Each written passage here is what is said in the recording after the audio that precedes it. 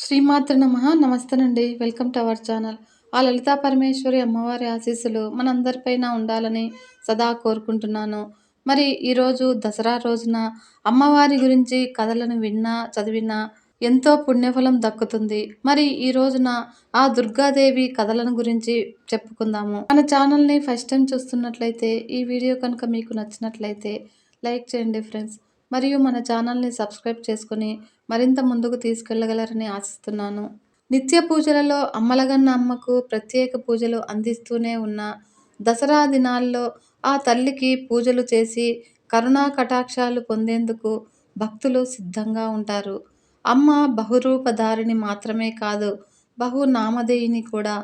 కంచి కామాక్షి, కాశీ విశాలాక్షి, బెజవాడ కనకదుర్గ, మధుర మీనాక్షి, శ్రీశైల భ్రమరాంబిక, సంతోషి మాత, లక్ష్మీదేవి, సరస్వతీదేవి, మూకాంబిక, ఈశ్వరి, వాగేశ్వరి, చండి, చాముండి, వైదేహి, వైష్ణవి, రాజరాజేశ్వరి, పార్వతి అనే ఏ రూపాలతో పిలిచినా, ఏ రూపంతో కొలిచినా దీవెనలందించే అమ్మ ఆ జగజ్జననీ మాత.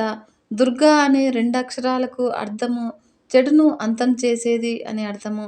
మహావిఘ్నాలు, శోకము, దుఃఖము, భవబంధాలు, కర్మము, నరకము, భయము, అతిరోగము, యమదండం అనే చెడును అంతం చేసే దేవత. శ్రీమన్నారాయణుడికే శక్తి కాబట్టి నారాయణి అన్న పేరు పొందుతుంది. సర్వసిద్ధులు ప్రసాదిస్తుంది కనుక ఈశాని అయింది. మాయచేత విశ్వాన్ని మోహింపచేస్తుంది కాబట్టి విష్ణుమాత. శివునికి కళ్యాణాన్ని ప్రసాదించేది కావడం వల్ల శివాని. నిత్య పతివ్రత కనుక సతీదేవి. భగవంతుడిని తన శక్తి చేత ప్రజ్వలింపచేస్తుంది కాబట్టి భగవతి. ప్రకృతి ప్రధానాంశం కాబట్టి సత్య. సర్వ ప్రాణులకు మోక్షం కలిగించేది కాబట్టి శర్వాణి. సంపదలు వివాహాన్ని ఇస్తుంది కాబట్టి మంగళ. జగన్మాత వందితురాలు కనుక అంబిక. వైష్ణవి. నిశ్చలంగా నిర్మలంగా పచ్చని రంగుతో భాసిస్తుంది కాబట్టి గౌరీదేవి అయ్యింది. అంతేకాకుండా ఖ్యాతి కలిగినది కాబట్టి పార్వతీదేవి. సర్వకాలంలో విస్తృతమై ఉంటుంది కనుక సనాతని. నిత్యుడైన ఈశ్వరునితో లయం అవుతుంది కనుక షోడశ నామాలతో దుర్గా అమ్మవారు పూజింపబడుతుంది. కృష్ణానదీ తీరంలో విజయవాడలోని ఇంద్రకీలాద్రి పర్వతంపై వేంచేసి ఉన్న దుర్గామాత స్వయంభువు. ఈ ఆలయంలో శ్రీచక్రం ఉంటుంది. ఈ శ్రీచక్రానికి అగస్త్యుల వారు తమ తపఫలాన్ని ధారపోశారని చెబుతారు. దుర్గామాత మొదట్లో రౌద్ర రూపంలో ఉండేదని ఆదిశంకరాచార్యులు విచ్చేసి శ్రీచక్రంలోని రౌద్రబీజాలు తొలగించిన తర్వాత దుర్గామాత శాంతమూర్తి అయి తనను దర్శించే భక్తులు కోరికలు నెరవేరుస్తుందని చెబుతారు. దుర్గామాత క్షేత్ర మహత్యాన్ని తెలిపే పురాణ గాథలను పరిశీలిద్దాము. ఈ కనకదుర్గామాత ఇంద్రకీలాద్రిపై స్థిర నివాసం ఏర్పరచుకొని భక్తులను కాపాడుతున్నారు. కనకదుర్గామాత ఇంద్రకీలాద్రిపై వెలిసి ఉండటానికి ఒక కథ ఉంది. దుర్గామాత ఆలయం ఉన్న కొండను ఇంద్రకీలాద్రి అని అంటారు.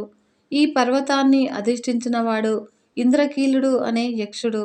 అతను పూర్వకాలంలో ప్రతిరోజు కృష్ణవేణి నదిలో స్నానం చేస్తూ నదికి ఉత్తర భాగంలో తపస్సు చేసుకుంటూ ఉండేవాడు. అతని తపస్సుకు మెచ్చి పార్వతీ పరమేశ్వరులు ప్రత్యక్షమై వరం కోరుకోమన్నారు. అప్పుడు పార్వతీ పరమేశ్వరులకు తాను ఆసనం అయ్యే భాగ్యాన్ని ప్రసాదించవలసిందిగా ఇంద్రకీలుడు వరం కోరుకున్నాడు. అతని కోరిక తీర్చడానికి మహిషాసుర సంహారానంతరము కనకదుర్గామాత ఇంద్రకీలాద్రి పర్వతం మీద ఆవిర్భవించింది. ఇక్కడ దుర్గ 8 బాహువుల్లో 8 ఆయుధాలు కలిగి సింహాన్ని అధిష్ఠించి మహిషాసురోత్తమాంగాన్ని శూలంతో పొడుస్తూ కనిపిస్తుంది. ఆరి, శంఖ, కేత, శూల, పాశ, అంకాశ, మౌర్యి, శౌనకాలనేవి దుర్గామాత బాహువుల్లోనూ ధరించే 8 ఆయుధాలు. ఈ దేవీమూర్తికి ఎడమ భాగంలో శ్రీచక్రం స్థాపించబడి ఉంది. ఈ శ్రీచక్రానికి పక్కన గణపతి దేవతామూర్తి ఉన్నారు. ఆలయంలో జరిగే పూజలన్నీ శ్రీచక్రానికి జరుగుతాయి. ఆ దేవీమూర్తికి గల మకర తోరణంపై నవదుర్గల విగ్రహాలు చెక్కబడి ఉన్నాయి. శ్రీశైల బ్రహ్మచారిణి, చండ, కూష్మాండ, స్కందమాత, కాత్యాయని, కాళరాత్రి, మణిగౌరి, సిద్ధి అనేవి నవదుర్గల పేర్లు. పూర్వకాలంలో ధనువు పుత్రులైన రంభా కరంబులనేవారు సంతానం కోసము ఈశ్వరుని గూర్చి ఘోర తపస్సు చేశారు. కరంబుడు నీటిలోను, రంభుడు చెట్టుపైన కూర్చొని తపస్సు చేస్తూ ఉండగా ఇంద్రుడు మొసలి రూపంలో వచ్చి కరంబుని సంహరించాడు. సోదరుని మృతికి విచారగ్రస్తుడైన రంభుడు తన తల నరుక్కొని పరమేశ్వరుడికి అర్పించడానికి సిద్ధమయ్యాడు. అప్పుడు పరమేశ్వరుడు అతనికి ప్రత్యక్షమై వరం కోరుకోమన్నాడు. ఆయన పుత్ర సంతతి లేని నాకు నువ్వే 3 జన్మల పుత్రునిగా జన్మించాలి. ఈ బిడ్డ ముల్లోకాల్లోనే జయించేవాడుగా వేదాంగ విధుడు, కామరూపుడు, దీర్ఘాయుష్మంతుడు కావాలి అని రంభుడు పరమేశ్వరుణ్ణి వరం కోరుకున్నాడు. అప్పుడు పరమేశ్వరుడు అతనికి ఆ వరం ప్రసాదించాడు. అంతటా రాక్షస స్వభావుడైన రంభుడు ఇంటికి తిరిగిపోతూ దారిలో ఒక మహిషిని చూసి దానితో బలాత్కారంగా మైథునం సాగించాడు. అప్పుడు రుద్రుడు తన అంశతో ఆ మహిషి గర్భంలో ప్రవేశించాడు. తర్వాత చూలు నిండాక మహిషాసురాకారంతో బిడ్డ జన్మించాడు. అతడే మహిషాసురుడు. అతను మహాబలవంతుడై ఇంద్రుని జయించి స్వర్గాధిపత్యం పొంది ముల్లోకాలన్నీ గజగజలాడిస్తూ లోకకంటకుడయ్యాడు. ఒకసారి మహిషాసురుడు కాత్యాయన మహర్షి ఆశ్రమానికి వెళ్ళి అక్కడ స్త్రీ రూపం ధరించి మహర్షి శిష్యుని బాధిస్తూ ఉండటంతో ఆ మహర్షి ఉగ్రుడై స్త్రీ చేతిలో నీకు మరణం సిద్ధిస్తుందని శపించాడు. అయినా సరే ఆ అసురుడు తన దుష్టబుద్ధిని వీడక స్త్రీ సాధు పుంగవులని దేవతలని ఋషులను బాధిస్తూనే వచ్చాడు.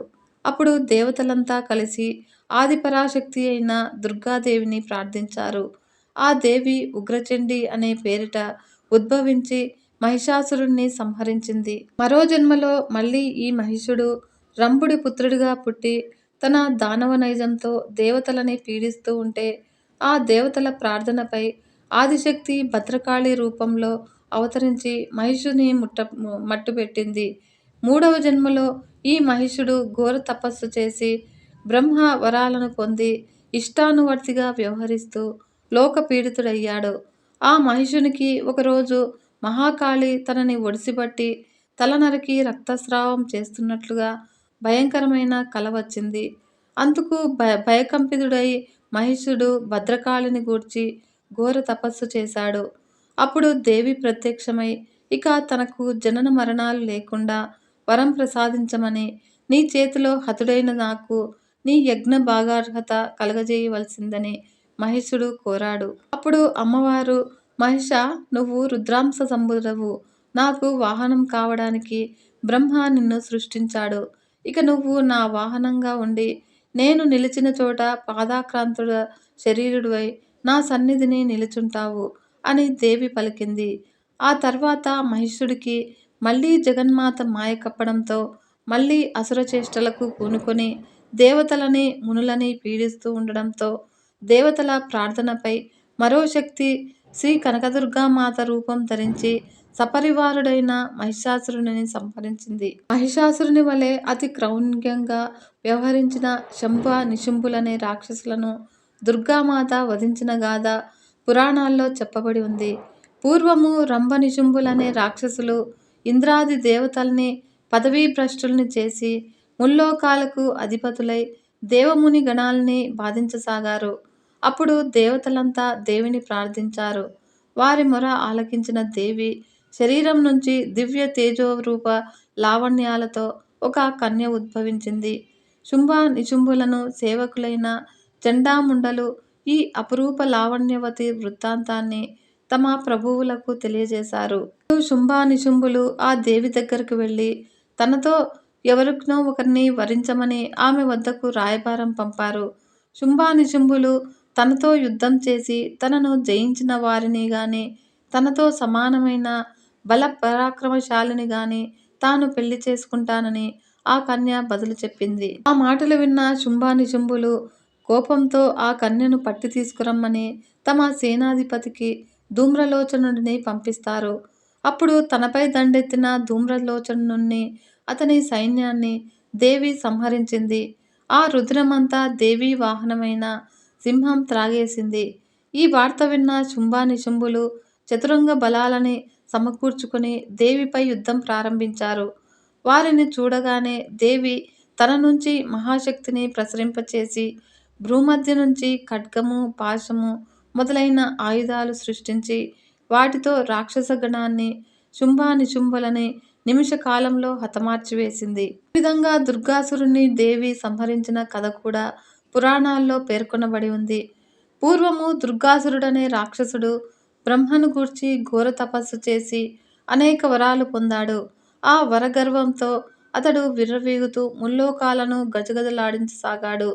ఇంద్రాది దేవతలు అప్పుడు పరాశక్తికి మొరపెట్టుకోగా ఆ దేవి కరుణించి శతాక్షి రూపం ధరించి దుర్గాసురుణ్ణి సంహరించింది. ఆ దేవి హేమవర్ణ తేజస్సుతో వెలుగొందడం వల్ల హేమదుర్గే అని ఆమెను దేవతలు స్తుతించారు. దుర్గాదేవి దుర్గాసురుని సంహరించడం కోసము వరుణుని చేత శంఖము, అగ్నుని చేత బల్లము, వాయువు చేత బాణాలు, అంబుల పొది, ఇంద్రుని చేత వజ్రాయుధము, బ్రహ్మ చేత అక్షరమాల, ఈశ్వరుని చేత వాహనము, సూర్యుని చేత కిరణాలు పొందింది. స్కందపురాణము సహ్యాద్రి ఖండంలో ఈ దుర్గామాత విజయగాథలు పొందుపరచబడి ఉన్నాయి. శ్రీ మహాకాళి, మహాలక్ష్మి, మహాసరస్వతి, బాలా త్రిపుర సుందరీ దేవి, లలితా త్రిపుర సుందరి, రాజరాజేశ్వరి చిచ్చక్తి రూపమైన కుండలిని మహాశక్తియే శ్రీ కనకదుర్గాదేవి. పురాణాల ప్రకారము విజయవాడ కనకదుర్గమ్మ ఆలయాన్ని అర్జునుడు నిర్మించినట్లు తెలుస్తుంది. పాండవుల్లోని అర్జునుడు ఇంద్రకీలాద్రి దగ్గర తపస్సు చేసి పరమేశ్వరుని గూర్చి తపస్సు చేసి పాశుపతి అస్త్రాన్ని పొందాడు. తాను చేసే యుద్ధంలో విజయం దక్కాలని పరమేశ్వరుని కోరుతాడు. అందుకే ఈ ఊరికి విజయవాడగా పేరొచ్చింది. దక్షిణ భారతదేశంలో ప్రముఖ ఆలయాల్లో ఒకటైన దుర్గా మల్లేశ్వర స్వామి దేవాలయాన్ని 8వ శతాబ్దంలో నిర్మించినట్లు కొన్ని ఆధారాలున్నాయి. అయితే ఈ ఆలయ నిర్మాణానికి సంబంధించి మరికొన్ని కథలు కూడా ప్రాచుర్యంలో ఉన్నాయి. పూర్వకాలంలో మాధవర్మ అనే రాజు బెజవాడ నగరాన్ని పరిపాలించే ఆయనకు చాలా కాలం తర్వాత ఆ రాజు దంపతులకు ఒక పుత్రుడు జన్మిస్తాడు. తను కూడా తన తండ్రిలాగానే నీతి, నిజాయితీ, ధర్మంగా ఉండటంతో అందరూ తనను ఇష్టపడేవారు. అయితే ఒకరోజు రాకుమారుడు ఒక గుర్రాన్ని తీసుకొని రథంతో బయలుదేరాడు. అయితే దాన్ని అదుపు చేయడము అంత సులభం కాదు. అది చాలా పొగరుబోతు. దీంతో రాజభటులు వీధుల్లో హెచ్చరికలు చేస్తూ పరుగులు తీశారు. అయితే అప్పుడే అక్కడున్న బాలుడు ఆటల్లో మునిగిపోవడంతో తనకు వారి మాటలు వినిపించలేదు. మరోవైపు ఇష్టారాజ్యంగా వెళుతున్న గుర్రపు రథాన్ని అదుపు చేయడానికి రాకుమారుడు ఎంత ప్రయత్నించినా తన వల్ల కావటం లేదు. ఆ సమయంలో అక్కడ ఆడుకుంటున్న బాలుడు రథచక్రం కింద పడి ప్రాణాలు కోల్పోయాడు. అప్పుడు ఆ బాలుడి తల్లి తన భుజాలపై బాలుణ్ణి మోసుకొచ్చి రాజు భోగభాగ్యాలను అనుభవించొచ్చు, కానీ ఇలా మనుషుల ప్రాణాలు తీయకూడదని తనకు న్యాయం చెయ్యాలంటూ రోధించసాగింది. అప్పుడు మాధవవర్మ ఈ నేరానికి తగిన శిక్ష ఏంటో చెప్పాలని న్యాయాధికారులను కోరతాడు. వారంతా చాలాసేపు చర్చించి మరణశిక్షనే విధించాలి అని చెబుతారు. అయితే రాకుమారుడు కావాలని తప్పు చేయలేదు కదా, తప్పు చేసేందుకు ప్రయత్నించినా ఫలితం లేకుండా పోయింది కాబట్టి శిక్షను తగ్గించొచ్చు అని చెబుతారు. అయితే రాజు మాధవవర్మ దానికి ఒప్పుకోలేదు. న్యాయం ఎవరికైనా సరిగ్గా ఉండాలి అంటూ మరణశిక్షను విధిస్తాడు. అయితే సింహాసనం దిగిన వెంటనే మాధవర్మ ఓ తండ్రిగా బోరున విలిపించాడు. అప్పటికే శిక్ష అమలు జరిగిపోయింది.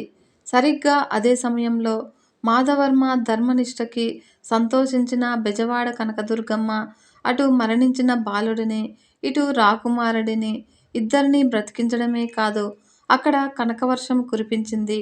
అప్పటి నుంచి ఆ దేవి కనకదుర్గమ్మగా ప్రసిద్ధి చెందింది. ఈ వాస్తవ కథకు సంబంధించిన శాసనాలు కూడా ఉన్నాయి. మరో కథనం ప్రకారము కృతయుగంలో అసురుడిని సంహరించేందుకు తాను వస్తానని చెప్పి మాయమవుతుంది దుర్గమ్మ. అప్పటి నుంచి ఇంద్రకీలుడు పర్వత రూపంలో ఉండి అమ్మవారి కోసం ఎదురు చూడసాగాడు. కొంతకాలం తర్వాత మహిషాసురుడిని వధించి కీలుడికి ఇచ్చిన కోరికను నెరవేరుస్తుంది. ఆ మేరకు మహిషాసుర మర్దిని రూపంలో ఇంద్రకీలాద్రిపై వెలిసినట్లు శాస్త్రాల ద్వారా తెలుస్తుంది. అనంతరము ఇంద్రాది దేవతలందరూ కీలాద్రికి వచ్చి దుర్గామాతను పూజించడం వల్ల ఈ పర్వతానికి ఇంద్రకీలాద్రి అనే పేరు వచ్చింది. అమ్మవారు ఇక్కడ కనకవర్ణ శోభితురాలై ఉండటం వల్ల కనకదుర్గగా పేరు వచ్చింది. ఇంకో కథనం ప్రకారము ఈశ్వరుడు ఇక్కడ మల్లయుద్ధం చేశాడు. అందుకే మల్లికార్జునుడుగా పిలువబడుతున్నాడు. జగద్గురువు ఆదిశంకరాచార్యులు జ్యోతిర్లింగం అదృశ్యం అవటాన్ని గమనించి అమ్మవారి ఆలయము ఉత్తర భాగాన మల్లికార్జుడి విగ్రహాన్ని పునఃప్రతిష్ఠించారు. దక్షిణ భాగంలో ఉండే అమ్మవారికి దసరా నవరాత్రుల వేళ ప్రత్యేక పూజలు నిర్వహిస్తారు. ఈ పవిత్రమైన రోజుల్లో అమ్మవారిని దర్శించుకుంటే సకల పాపాల నుండి విముక్తి లభిస్తుందని చాలామంది నమ్ముతారు.